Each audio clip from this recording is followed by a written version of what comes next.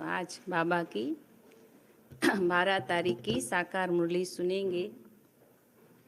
विशेष बाबा मिलन के दिन भी शुरू हो गए हैं और नज़दीक के दिनों में ही बाबा मिलन 16 दिसंबर हमारे गुजरात का टर्न है ना। तो कई बार अब जब बाबा गुलजार दादी के तन में नहीं आते हैं तो कई बार ब्राह्मण आत्माओं के अंदर ये संकल्प भी चलते हैं। क्या संकल्प चलते हैं? कि पता नहीं अभी मधुबन जाकर बाबा की मुरली सुने उससे अच्छा है सेंटर पर या घर में ही, अब वहाँ पर भी टीवी पर सुनना है, यहाँ पर भी टीवी पर देखना है। तो मधुबन न जाए तो चलेगा? कईयों के मन में ऐसे ऐसे प्रश्न भी आते हैं, है ना, अंदर संकल्प भी उठता है।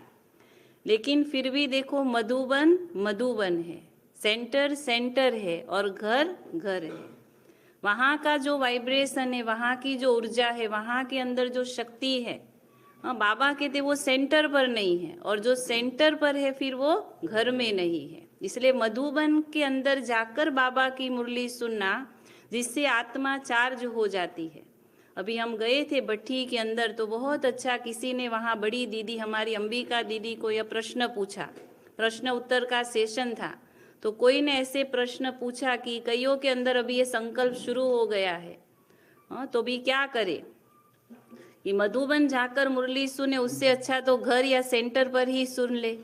तो बहुत अच्छा अंबिका दीदी ने जो उसका जवाब दिया, उन्होंने अपने अनुभव की एक अनुभव सुनाया कि जब शुरू की बात है, जब दादी जी थे यज्ञ में, प्रकाशमणि दादी जी थे, तब की बात है कि वहाँ उनके सेंटर पर एक बड़ा साइंटिस्ट कोर्स करने के लिए आया, जो रिसर्चर था ऐसी ऐसी बातों का, उसके अंदर ये सूक्ष्म समझ भी थोड़ी थी, उसने ज्ञान भी सुना, वो कुमार था, ज्ञान सुना, उसको शिव बाबा में इतना निश्चय नहीं था, फिर भी उसको अच्छा लगता था, है ना। जब कहा भगवान मधुबन में आते हैं तो उनको ये बात में विश्वास नहीं था, है ना, लेकिन वो था साइंटिस्ट, इसलिए उसको कई बातों का अनुभव था। तो उनको एक बार फिर मधुबन ले गए। 8-9 महीने के बाद उनको पहली बार जब वो मधुबन गए, तो मधुबन में उनको पहले विश्वास नहीं था, लेकिन जैसे पांडव भवन में गए और पांडव भवन में जैसे शांति स्तंभ के पास गए, तो उन्होंने सबसे पहले अपने अनुभव में जो दीदी थी उनको, कि मैं बहुत स्थानों पर गया हूँ, बहुत ऐसे आध्यात्मिक स्थानों पर भी गया हूँ, और उसके पास वो ताकत थी, वो जान जाता था कि यहाँ की ऊर्जा कैसी है। तो कहा इतनी इतनी जगह में गया, पर यहाँ जो ऊर्जा है, ऐसी ऊर्जा आज तक मैंने कहीं पर भी अनुभव नहीं की। पहला तो उसने शांति स्तंभ का वर्णन किया, मधुबन पांडव भवन का। बाद में दूसरे दिन मुरली शुरू होती है, तो उस समय तो दादी प्रकाशमणि जी थी, ओम शांति भवन में सब बैठे थे, वो भी पहले मेडिटेशन में बैठ गए थे। अभी दादी आई नहीं थी, लेकिन जैसे दादी आ रही थी क्लास में, उन्होंने दादी को देखा नहीं, पर दादी समझो चलकर आ रही है पीछे से।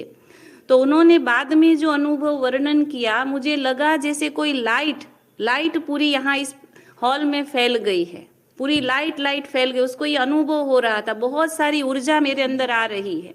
और बाद में दादी जी आए, मुरली सुनाई, तो जब तक दादी बैठे उनको क्या अनुभव हो रहा था, इन्हों से बहुत ऊर्जा शक्ति पूरे हॉल के अंदर आ रही है। तो इतना उनको अंदर से प्राप्ति का अनुभव हुआ। ये दूसरा अनुभव हुआ। अभी तो बाबा मिलन तो हुआ नहीं था, बाबा मिलन का भी दिन था, क्योंकि वो कुमार थे, 8 महीने हुआ था ज्ञान में।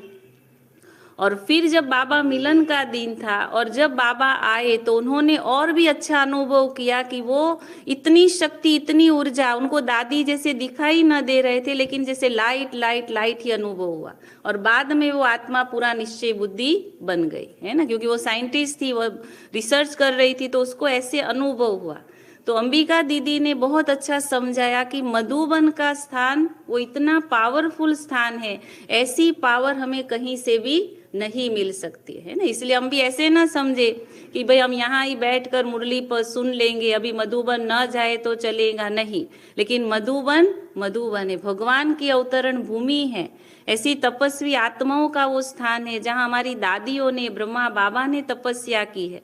तो वहाँ जो एनर्जी है, वहाँ जो शक्ति है, वो आत्मा को क्या कर देती है, चार्ज कर देती है, भरपूर कर देती है। कई उसके संकल्प जो है नेगेटिव, उसको क्या कर हो जाता है, उसमें भस्म हो जाते हैं। तो देखो आज भी बाबा हमें क्या कहते हैं, आज 12 तारीख की मुरली है, मीठे बच्चे बाप बल यहाँ तुम्हारे सन्मुख है।